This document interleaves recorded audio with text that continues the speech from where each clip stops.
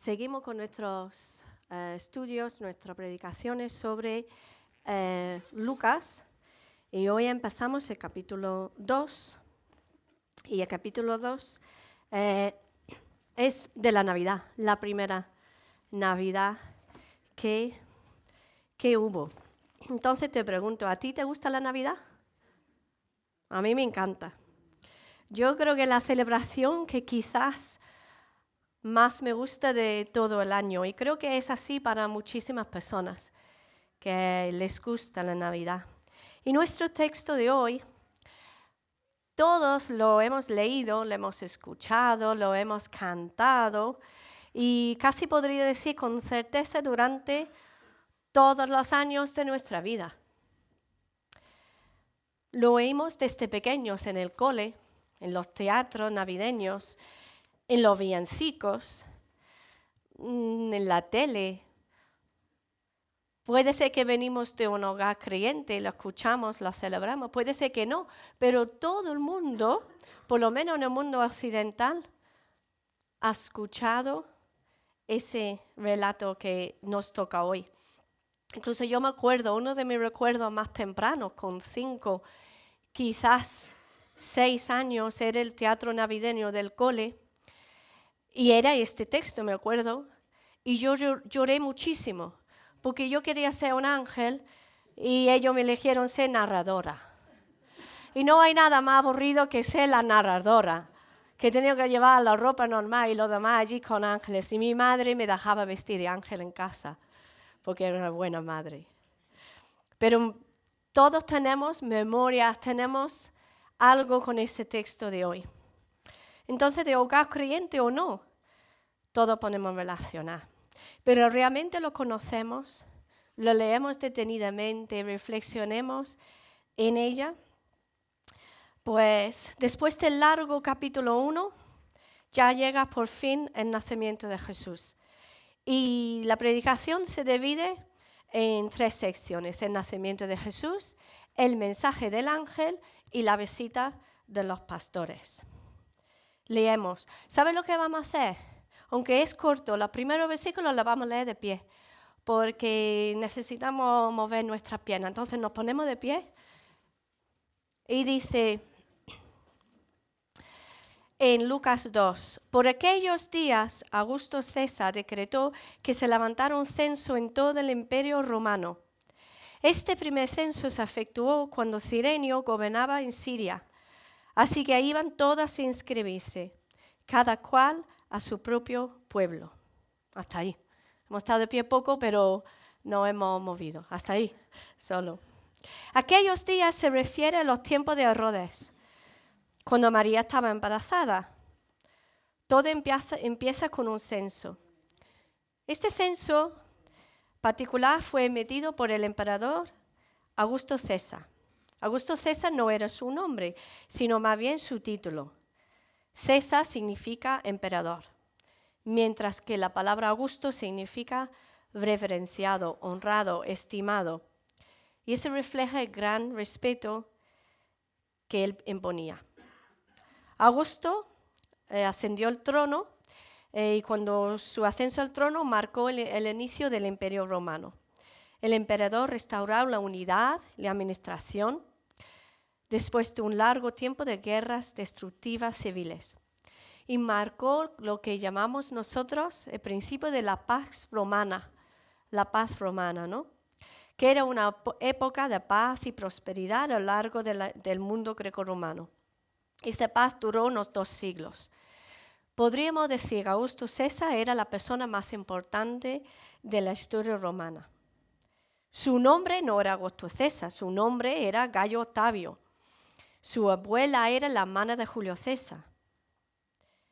Y cuando Julio murió en el año 44 a.C., ese que había sido adoptado por Julio César, pues fue hecho su heredero. Entonces le dieron el nombre Gayo Julio César Octaviano. Era una persona muy inteligente, que trabajaba muchísimo, Se decía en su lecho de muerte que había encontrado una roma de ladrillo y la dejó de mármol. Era decidido, valiente, tomaba riesgos. Vamos, que podríamos decir que en ese momento era la persona más importante de la tierra. Y él hacía varios censos. Los censos que hacía era para que las personas iban a empadronarse en su ciudad. Se hacía en general por dos razones. Uno era para servicio militar, que cogían los hombres jóvenes y los apuntaban a servicio militar. Y el otro para recaudar impuestos. En este caso, los judíos estaban exentos de hacer el servicio militar. Entonces, para ellos no era, para los romanos les daba igual donde tú te apuntaban en el censo. Para ellos no tenían importancia. Pero para los judíos sí tenía importancia dónde te apuntabas, dónde estabas tú empadronado en el censo. ¿Por qué? Porque para los judíos es una estipulación muy importante. Era muy importante para saber de ellos de qué tribu pertenecías, de qué linaje, qué tribu, qué linaje, Judá, Simeón, Efraín, todos ellos, qué tribu eras tú y a qué familia pertenecías. Entonces, para ellos mantener esos registros intactos en su ciudad natal era muy importante. Entonces, ahora José y María están en Galilea, están en Nazaret, donde viven ellos. Pero su ascendencia era de Belén, porque ellos eran del linaje del rey David, y el rey David era de Belén. Eso era su ciudad, de su familia. Entonces seguimos leyendo. También José, que era descendiente del rey David, subió de Nazaret, ciudad de Galilea, a Judea. Fue a Belén, la ciudad de David, para inscribirse junto con María, su esposa. Ella se encontraba encinta. Fueron los dos a inscribirse. Ellos eran judíos buenos, querían cumplir con las cosas. ¿Veis que ellos no protestan contra el censo, ni contra los romanos, ni contra los impuestos? Ellos hacen lo que tienen que hacer. Yo me pregunto si serían ellos, cuando Jesús un poquito más grande, que le enseñan que hay que dar a César lo que es de César y hay que dar a Dios lo que es de Dios. ¿Veis que pone que ellos subían de Nazaret a Belén? Cuando tú miras el mapa, Nazaret está al norte y Belén está al sur. Entonces esto de que subí no cuadra, ¿no? Pero es porque en el terreno Belén es más arriba, Nazaret es más abajo y Belén es más arriba. Entonces, aunque van al sur, van cuesta arriba. Es un poco como Jaén Capital. Yo a veces en Jaén Capital me confundo, porque el centro es el sur y es arriba. Y la parte norte de Jaén Capital, donde vivimos nosotros, es abajo. Y siempre pensamos como que el norte tiene que ser arriba, pero no. No es así. Era para arriba, pero fuera era sur. Son unos 110 kilómetros. Es decir, más o menos un viaje cuesta arriba desde Jaén a Córdoba, a pie o en burro, y muy, muy embarazada. Nosotros hacemos el viaje de Jaén a Córdoba muy fácilmente, pero este es un viaje de bastantes días. En realidad, quizás José podría haber ido solo como cabeza de familia y María quedarse en Nazaret. Pero a lo mejor ella no quería quedar sola en Nazaret con los chismes sobre su embarazo. Quizás José no quería dejarle tan cerca de la fecha sola. Sea lo que sea la razón que tenían, había otra razón más importante por qué ella fue. Y que ellos sabían que su hijo, el Hijo de Dios, como les había anunciado a cada uno el ángel, tenía que nacer en Belén, porque ellos conocían también la profecía que todos los judíos conocían, que el esperado Mesías tenía que nacer en Belén. La profecía de Micaías 5:2, pero de ti, Belén Efrata, pequeña entre los clanes de Judá, saldrá el que gobernará a Israel. Entonces ellos van a Belén. Belén significa el lugar del pan, era la panadería de Israel. De aquí la bisabuela de David, Ruth, recogió las espigas. De aquí era el rey David. Versículo 6, y mientras estaban allí, le llegó el tiempo del parto. Todo ese censo, todo eso que ocurrió porque ellos tenían que estar en Belén cuando tocaba dar a luz. César, el hombre más poderoso del imperio romano, reinaba, pero Dios reina sobre todas las cosas.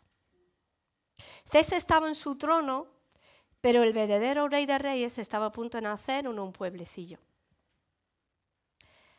Y podemos aprender, hermanos, que Dios es soberano. No importa quién hay en el poder, no importa qué hacen, lo que no hacen, quién está, quién viene, quién sale, Dios es soberano. Yo veo las noticias y sinceramente me quedo boca abierta. Pero tenemos que tener esa certeza dentro de nuestra fe de que Dios reina. Dios está al control de los acontecimientos de este mundo. Entonces María está a punto de dar luz. Pero antes de que vemos lo que pasa, quiero que volvemos un poquito al capítulo 1, a los anuncios que el ángel dio sobre este niño que va a nacer. Decía el ángel a Zacarías sobre Juan, irá primero delante del Señor con el espíritu y el poder de Elías. Decía el ángel a María, él será un gran hombre y lo llamarán Hijo del Altísimo. Dios el Señor le dará el trono de su padre David y reinará sobre el pueblo de Jacob para siempre. Su reinado no tendrá fin. También le dice María, así que al santo niño que va a nacer lo llamarán Hijo de Dios. Y Zacarías, hablando de Jesús, dice, así nos visitará desde el cielo el sol naciente, para dar luz a los que viven tinieblas, en la más terrible oscuridad, para guiar nuestro paso por la senda de la paz. Y entonces ya llegamos a ese momento que nace ese Señor, esa persona que su reino no tendrá fin. Y lo leemos así. Así que dio a luz. Así que dio a luz a su hijo primogénito. Lo envolvió en pañales y lo acostó en un pesebre, porque no había lugar para ellos en la posada. Y lloro porque cada vez que llegaba aquí, es impresionante. ¡Qué contraste! ¡Qué contraste! ¡Qué nacimiento más sencillo! ¡Qué común, pobre, sucio, que Dios vino al mundo! Estaba anunciado y lo leemos así, tan sencillo. Dio a luz a su hijo primogénito, lo envolvió en pañales y lo acostó en un pesebre porque no había lugar para ellos en la posada, como cualquier otro niño que ha nacido en ese mundo. Pero era Dios mismo, ya lo tenían anunciado. No nació en una habitación. Con el censo y el flujo de visitantes no había sitio. Belén era muy pequeño. Quizás tendría unos 300 habitantes en esa época. No se sabe exactamente dónde nació Jesús, pero no es como los postales bonitos que tenemos nosotros. La posada podría ser como, a ver cómo explico, como una caravanería, que la gente iba con sus cosas, su caravana, y había como un patio grande, alrededor unas habitaciones levantadas del suelo, y tú podrías alquilar esa habitación para dormir, y en medio, en el patio grande en medio, es donde se quedaban los animales. Entonces podría haber sido perfectamente ahí, al aire libre, con los animales. Podría haber sido en una cueva, donde personas antiguamente guardaban sus animales. Sabemos que había animales porque había un pesebre. Y un pesebre no es la típica cuna de madera que estamos acostumbrados a ver, sino un comedero de piedra, que la vamos a ver. Pon si puede, esto es. Este es un pesebre. Y ese es donde ella puso a Jesús. Pone que lo envolvió en pañales. Era costumbre en esos tiempos coger como un paño muy largo y envolver al bebé. Lo hacían por dos razones, porque lo hacían sentir seguro y también era una práctica porque creían que hacía crecer correctamente las extremidades. Hoy en día, los que hemos tenido el privilegio de tener bebés prematuros, lo hacemos también para que se sienten seguros y se sienten como si estuviesen todavía en la matriz. Pero con todo esto, no podemos sino maravillarnos en el modo tan humilde que Jesús hace su entrada al mundo, no en la entrada que esperamos de un rey. Y de que Él seguía viviendo ese modo hasta su muerte. Realmente vemos aquí lo que entendemos más adelante en Filipenses, cuando el apóstol Pablo escribe: vuestra actitud debe ser como la de Cristo Jesús, quien siendo por naturaleza Dios, no consideró el ser igual a Dios como algo a que aferrarse. Por el contrario, se rebajó voluntariamente, tomando la naturaleza de siervo y haciéndose semejante a los seres humanos. Y al manifestarse como hombre, se humilló a sí mismo. En 2 Corintios dice: por causa de vosotros se hizo pobre, para que mediante su pobreza vosotros llegarais a ser ricos. Entonces, Dios es soberano y Dios muestra en la persona de Jesucristo la humildad completa. Así que las mujeres estáis estudiando la humildad. Antes de seguir, solo como un paréntesis, ¿notáis algo? Que dice que dio a luz a su primogénito. María luego llegaría a tener más hijos. No era su unigénito. Pero ahora vamos a cambiar de escena. Y vamos un poquito fuera. Es como si fuese una película, estás en la escena y luego sales un poquito. Dice, en esa misma región había unos pastores que pasaban la noche en el campo, turnándose para cuidar sus rebaños. Encontramos unos pastores como cualquier otra noche del año cuidando sus ovejas.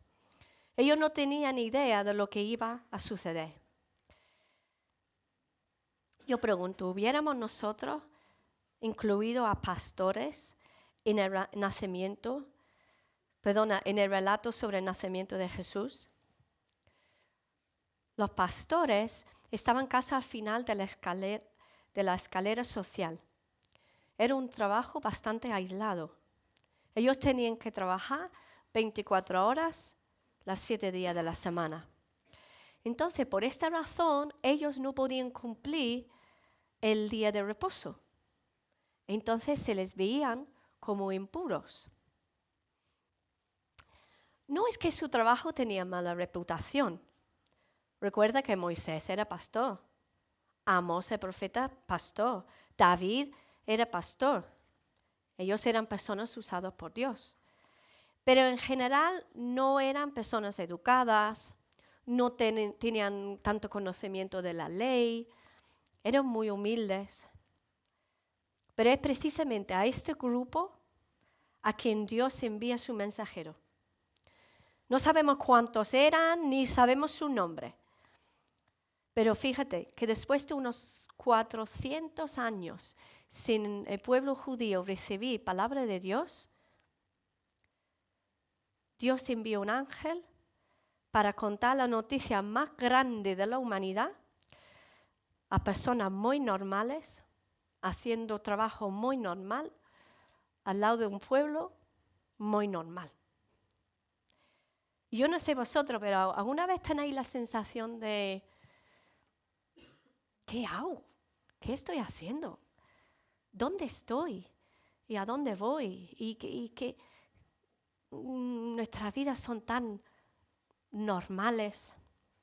Pero ¿sabes qué? Cada uno estamos donde Dios quiere que estemos. Y no hay ni grande, ni pequeño, ni... Dios nos tiene justo donde tenemos que estar. Y es que en ese texto Dios estaba haciendo algo nuevo. Ese Jesús iba a traer un reino muy diferente a las expectativas que todos tenían. Y esa es la cosa del Evangelio. El Evangelio es para cualquiera. Ya no se hace distinciones.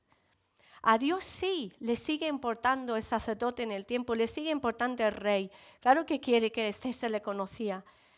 Le sigue importando el poderoso. Pero ese Hijo de Dios tendría algo especial para los más humildes. Es que Jesús en su ministerio le importaba mucho, y le ha dicho Marilolo hoy, hay un llamado a los más humildes. El Señor decía en Isaías, el Espíritu del Señor omnipotente está sobre mí, por cuanto me ha ungido para anunciar buenas nuevas a los pobres. Me ha enviado a sanar los corazones heridos, a proclamar liberación a los cautivos y libertad a los prisioneros. Entonces sigue, sucedió que un ángel del Señor se les apareció. La gloria del Señor los envolvió en su luz y se llenaron de temor. Siempre que hay un ángel en la palabra, hay temor. No sabemos realmente cómo son los ángeles. Yo nunca he visto un ángel y dudo que nadie aquí ha visto un ángel. Pero que llenan de temor siempre. La reacción humana a la interacción divina es temor. Y entonces los ángeles casi siempre empiezan con la misma frase.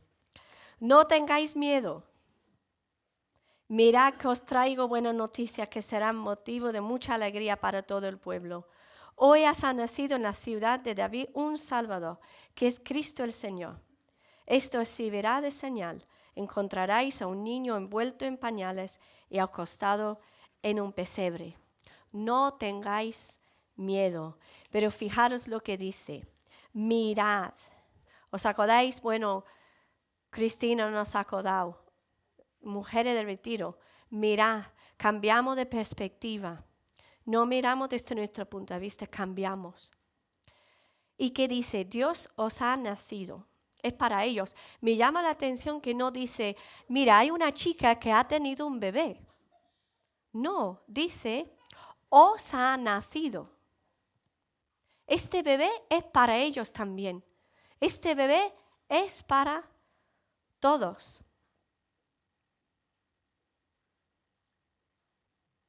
No solo para el pueblo judío, pero también indica la idea de que para todos los que creyesen en él. ¿Y quién es este bebé que ha nacido? El ángel se lo explica. Lo explica realmente, es un pequeño resumen de la teología de quién es Jesús. Es un pequeño teología de Cristo. Dice, os ha nacido en la ciudad un Salvador. Un Salvador es uno que salva, que rescata. ¿Y de qué necesitamos ser rescatados? Padre de la escuela dominical, ¿qué dice Mateo 1:21? Bueno, dice, dará a luz un hijo y le pondrás por nombre Jesús, porque él salvará a su pueblo de sus pecados. Por más vueltas que nosotros damos al asunto, el verdadero problema de la humanidad es el pecado. Y el verdadero mensaje evangélico es que Jesucristo vino al mundo para rescatar a las personas de su pecado y de su culpa. Sigue.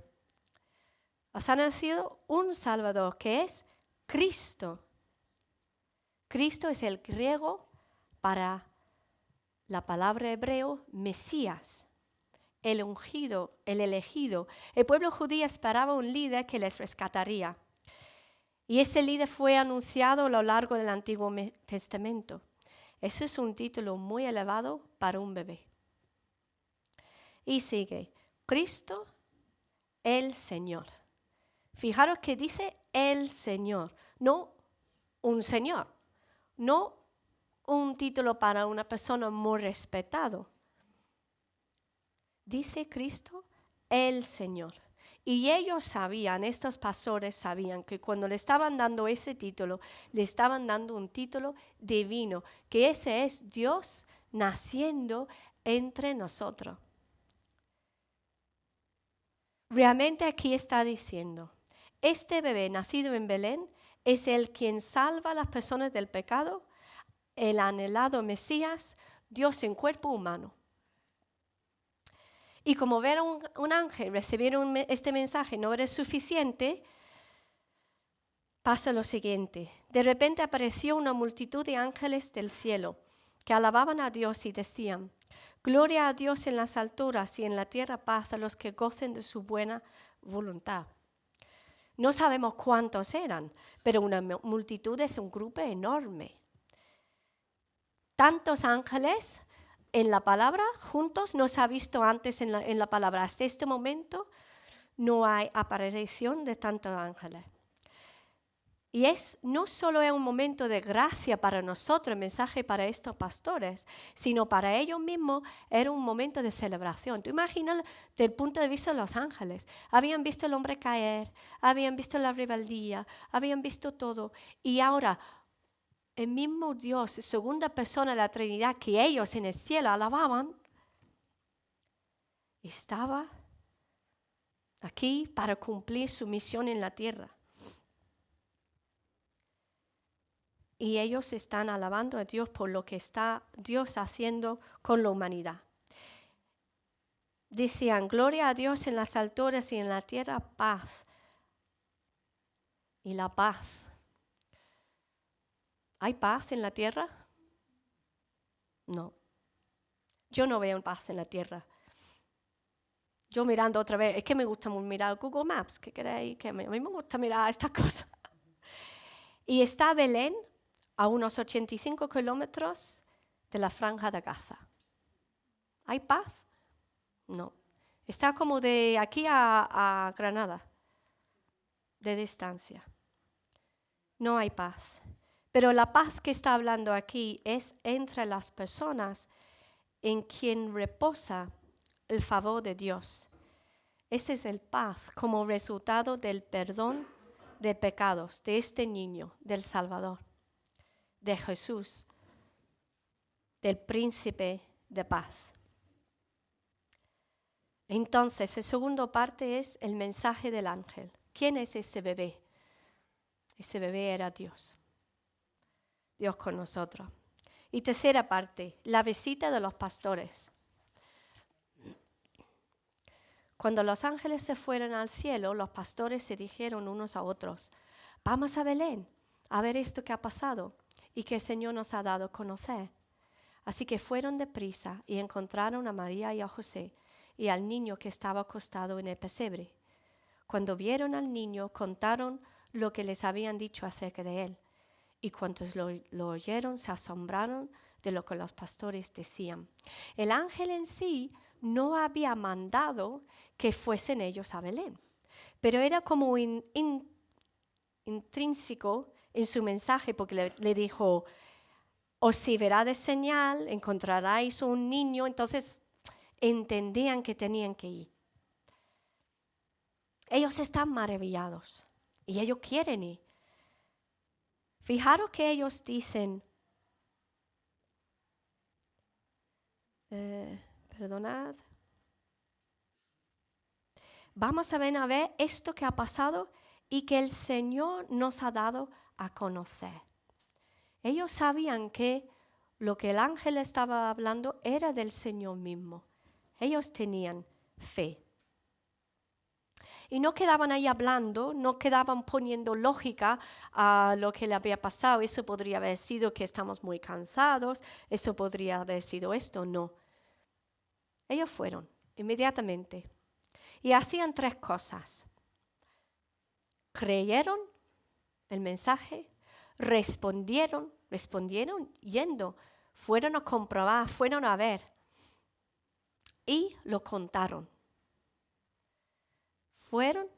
Creyeron, respondieron y contaron. Y si tú crees un mensaje, tú tienes que ir. Tú tienes que ir. Tienes que reaccionar, tienes que responder al mensaje. Es lo mismo que pasó a la mujer en la resurrección, en la tumba de Jesús. Ellos van, están allí, y el ángel les dice, venid a ver el lugar donde lo pusieron. Por tanto, id pronto a decir a sus discípulos que el Señor se ha levantado de entre los muertos. Y cuando nosotros venimos a Cristo, esta es nuestra reacción natural. Creer, responder y contar. Si tú crees un mensaje sobre Cristo, no lo dejes allí. No simplemente dice para ti mismo, yo creo eso. Responde. Reacciona. Ora. Da tu vida a Cristo. Toma una decisión. Puede ser que estamos en la iglesia años y años y años escuchando de Dios, escuchando lo mismo, y decimos, pues yo creo para mí, a mi manera, o que estoy aquí, ya está. Pero Jesús demanda una respuesta, una reacción. Tienes que ir a Él, dar un paso hacia Él. En Apocalipsis 3:20 dice, mira que estoy a la puerta y llamo.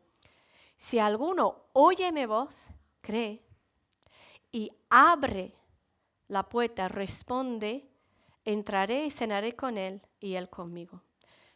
No es suficiente disfrutar de la Navidad, de la bonita historia. Tienes que preguntarte y responder, ¿quién es este bebé? Los pastores no podían aguantarse. Ellos se lo tenían que contar a todos.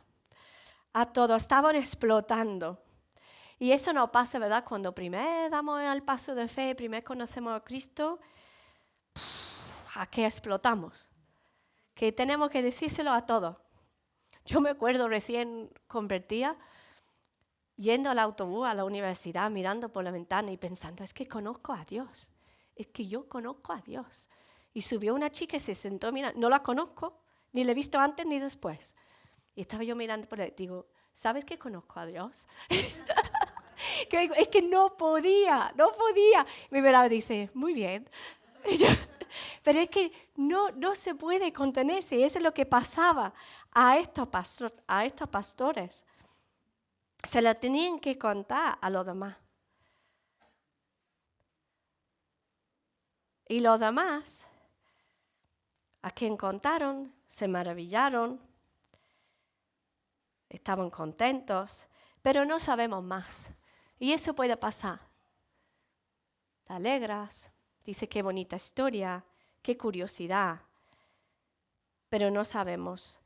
Probablemente la emoción se fue, siguieron con sus vidas como si nada hubiera ocurrido. Y que el Señor nos dé también, nos renueve esta pasión como el primer amor para contar, que no la perdemos, que nos pasa muchas veces. Bueno, yo imagino, dice que estaban allí, vieron el niño, contaron las cosas, que mientras que ellos estaban allí y contaron lo de los ángeles, seguramente que María y José también les contaron su experiencia y juntos podían ver una pieza más del puzzle que Dios estaba haciendo. Y María en todo eso que hizo, dice versículo 19, María por su parte guardaba todas esas cosas en su corazón y meditaba acerca de ellas. Me encanta eso. Una chica tan joven, pero muestra una madurez. Todo eso que estaba ocurriendo, todo lo que el ángel hablaba, todos los chismes, todo el sufrir, todo el viaje. Luego esa noticia de los pastores. Ella lo iba reflexionando, atesorando, dice la Reina Valera. Y eso es muy importante en la vida del creyente. Coger la palabra, guardarla, reflexionarla, meditarla, pensar en lo que oramos, Señor, como Él ha contestado. Hemos contado esa canción. ¿Cómo se llama la que pediste tú, Natalia? La bondad de Dios. Reflexionar en lo que el Señor hace en nuestra vida y meditar en ellos. Y eso es lo que hacía María.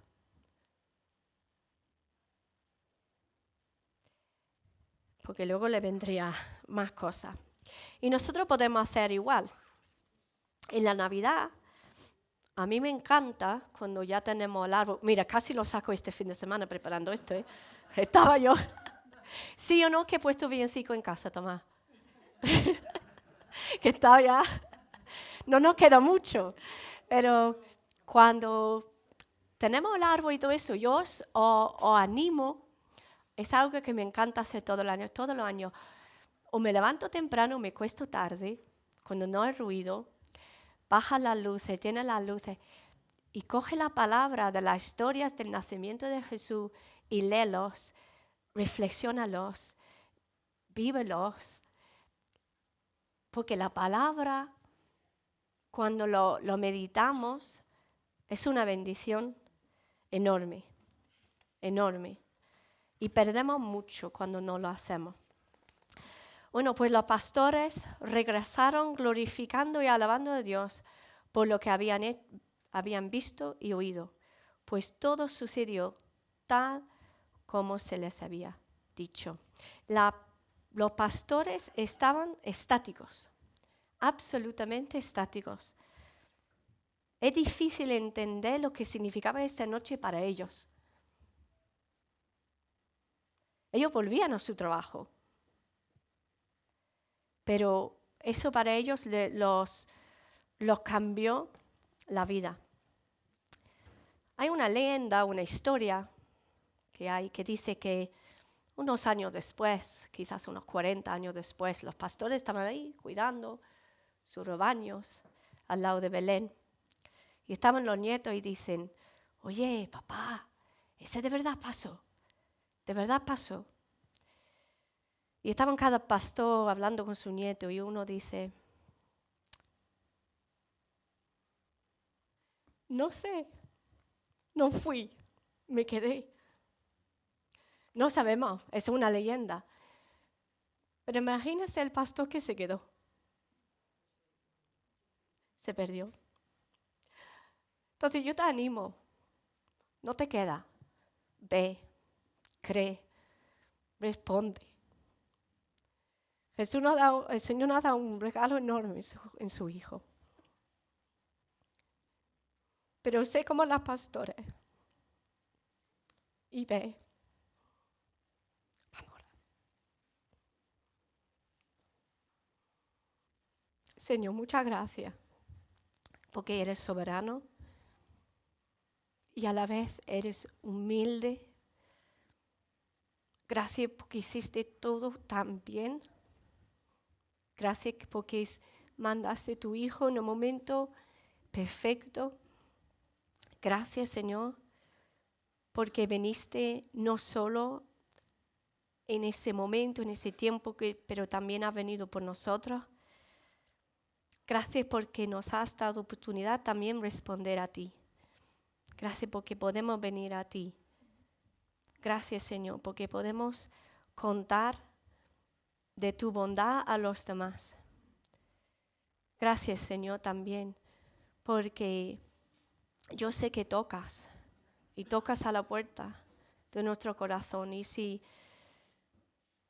hubiese alguien que por año y año escuchando el mensaje de Navidad, pero yo sé que tú quieres que respondamos a ti, Señor. Y gracias, Señor, por tu palabra. En el nombre de Jesús. Amén.